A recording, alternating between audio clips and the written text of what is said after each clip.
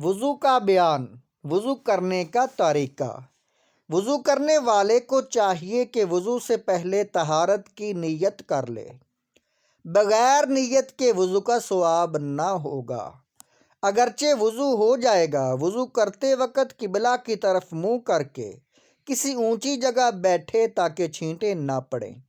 وضو شروع کرتے وقت بسم اللہ الرحمن الرحیم کہے اور سب سے پہلے 3 دفعہ گھٹنوں تک ہاتھ دھوئے، پھر 3 دفعہ کلی کرے اور مسواک کرے۔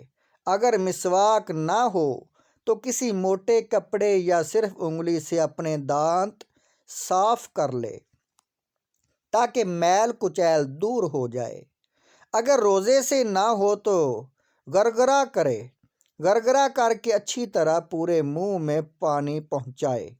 اور اگر روزہ ہو تو گرگرا نہ کرے کیونکہ اس سے حلق میں پانی جانے کا اندیشہ ہے۔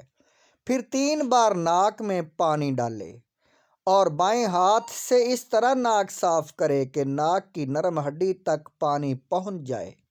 جس کا روزہ نہ ہو وہ نرم ہڈی سے اوپر پانی نہ لے جائے۔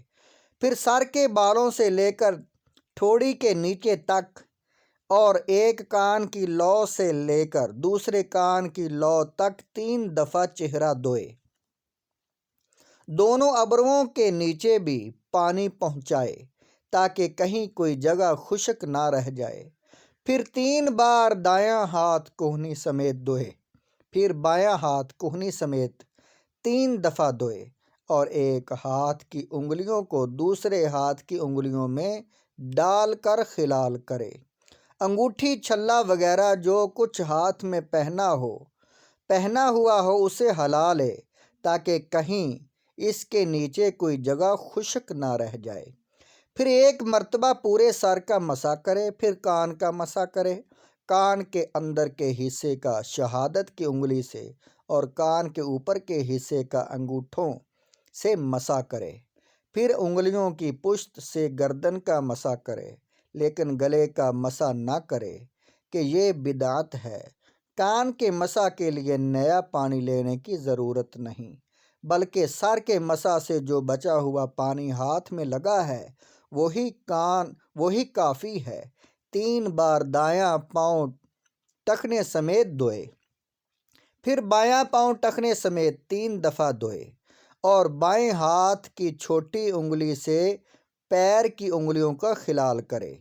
دایاں پاؤں کی چھوٹی انگلی سے شروع کرے اور بائیں پاؤں کی چھوٹی انگلی پر ختم کرے۔ یہ وضو کا تفصیلی طریقہ ہے۔ وضو میں بعض چیزیں فرض ہیں جن کے چھوڑ دینے سے وضو نہیں ہوتا، بعض سنت ہیں۔